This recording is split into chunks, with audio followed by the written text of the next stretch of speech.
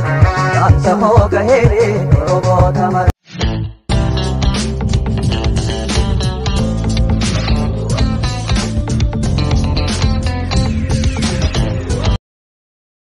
jalqaba ganama jechuunis durii kaasee gaheen dubartoonni roga garaa garaa keessatti qaban baay'ee olaanaadha.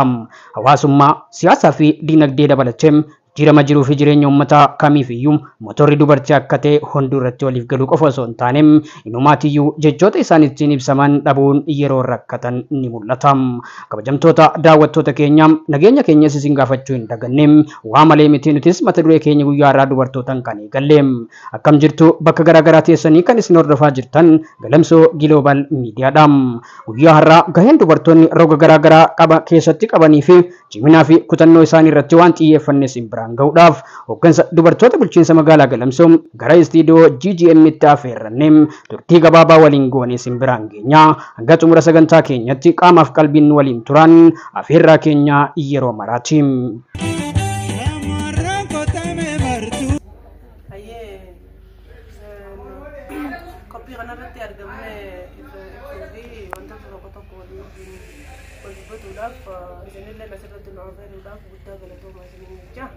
Atau ada tiga foto aja di magaalaa Galamsootti maqaa kiyya addatanii maasanii nyaama.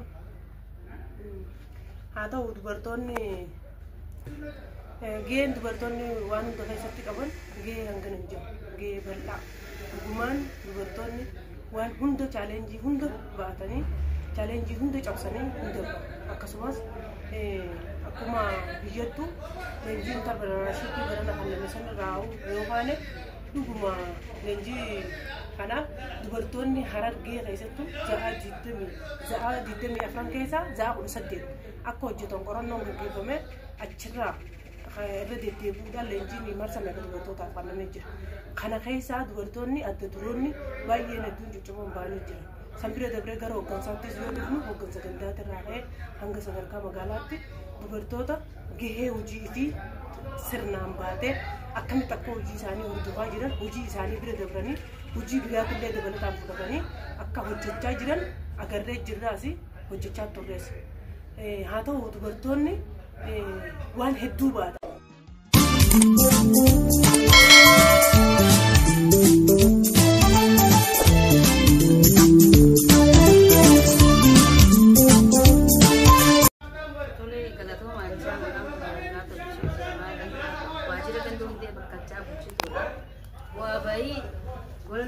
Awal usulnya kalian berarti mudah novi ya kita bisa nangkep seti wabai hitung bersenang terus berarti wan hindan deni hingkap tuju kira cala berarti hindan desa aja kabar ini bisa sangkep seti be mudah noga halil lagi be nungdate kira tu perhati bijaracu mudah no sana berarti itu cisum lebaran Taiwan teh gafa rasa serukutu dan rukun nebodar osmajiru dubartiin dootee osoo garsiistuun rasaa sadeen osoo keessaa hin ta'in qalawiin gubbarraa tiyyagisa gubbarra buutu an dhaame maatii xiyyaaf du'eetiin jira du'a galchaa kan jee tokko dhiiru dubartiin wanni hin dandeenye hin jirtu jechuudha. Dubartiin waan hundaan adda dureedha.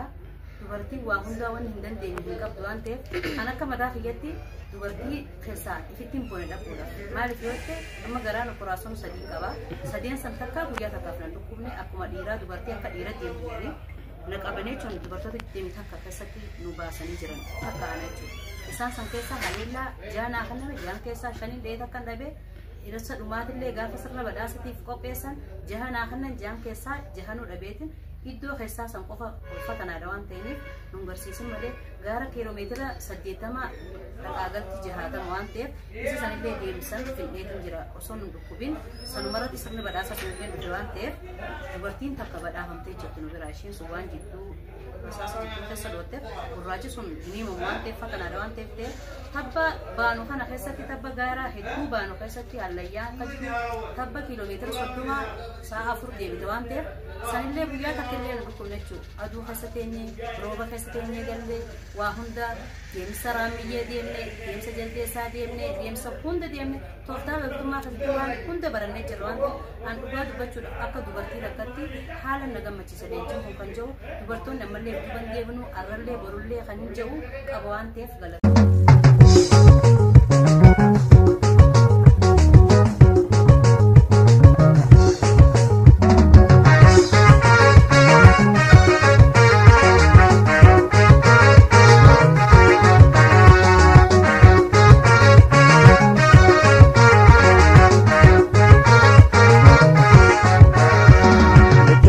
baay'ee qaba hidha beektotarraa dhaamsa moo gaheere Oromoota mara. Dubartii takka barsiisuu maatii barsiisuudha jettu Oromoon.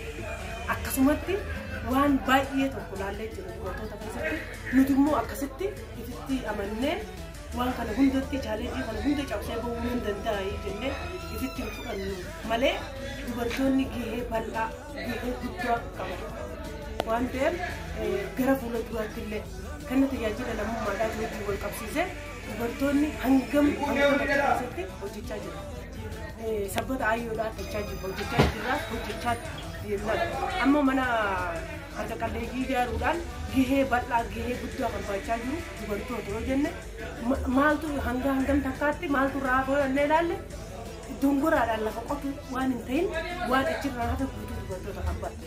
Achitti laaqana fidanii namoota jajjabeessuudhaan buna danfisanii namoota jajjabeessuudhaan walitti bubbuusanii walirraa deemanii waa guuranii sabbata ayyoo walirraa waa hiikanii dubartoota ala galan kan mana bulan kan ala galan akka isaan mana bulan kunuunsaa akka wal deeggaraa deemuun baay'ee dubartoota biratti haalaan mul'ataa jiru waan ta'eef gara fuula duraatti illee kana caalaa itti cimnee gahee guddaa sadarkaa guddaa.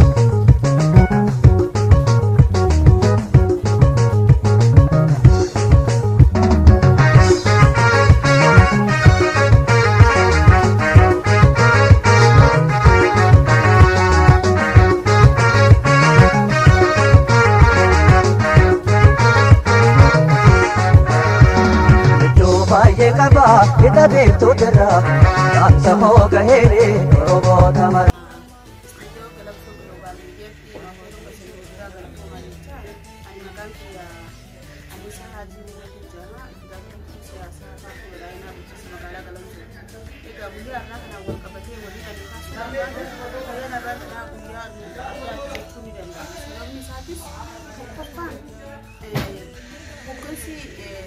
Jirama hoggansi paartii badhaadhinaa yeroo jalqabaati.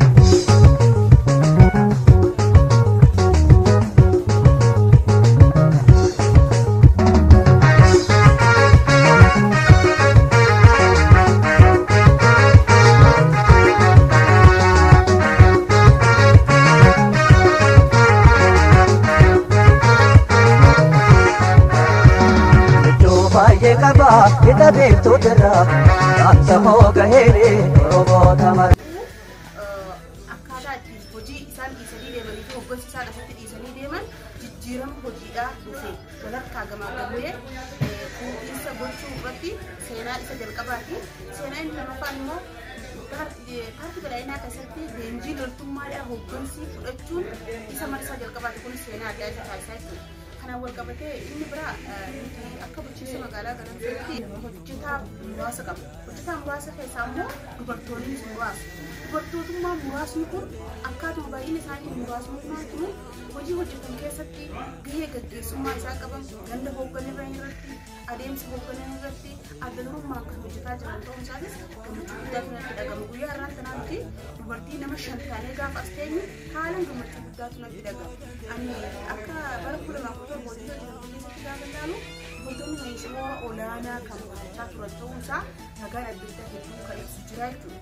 Kanaan wal qabatee akkaatuma kanaan bara 2018 keessattis adda durummaadhaan kana caalaa injifannoo gubbaan dabalachuudha.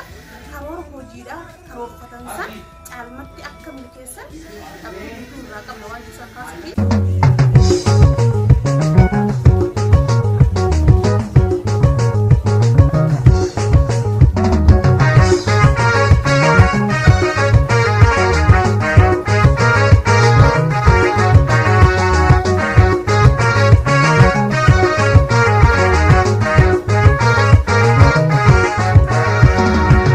Baay'ee qaba hidha beektotarraa dhaamsa moo gaheere Oromoota mara. Kana cinatti masiin dabalataan waliin kan kaasuu barbaadu nuti akkuma reefuun kana kaase hojjetaa bulchiinsa magaalaa Galaanatti keessa dubartoonni muraasa. Dubartoota muraasa haa ta'u akkuma sanitti hoggansarra jiran. Isaan hoggansarra jiran keessaa ammas dubartiin leenjii loltummaa fudhattes dubartii muraasaatti leenjii loltummaa yeroo kana kan fudhatu. Yeroo namni sodaatu warri dhiirallee sodaatu keessatti dubartiin kun ejjennoodhaan gammachuudhaan leenjii kana fudhachuuf qopheessitee deemtee godhanii yaa 45 qabanii gara hojii isaanii injifannoo hiikuu isaatis dubartoonni keenya hangam takka akka hubatan qorannoo waa hunda keessatti qaban nama agarsiisaa jechuudha. Kanaaf kana guddaa galatoomaa jechuun barbaada injifannoo gubbaan akka dabalan akka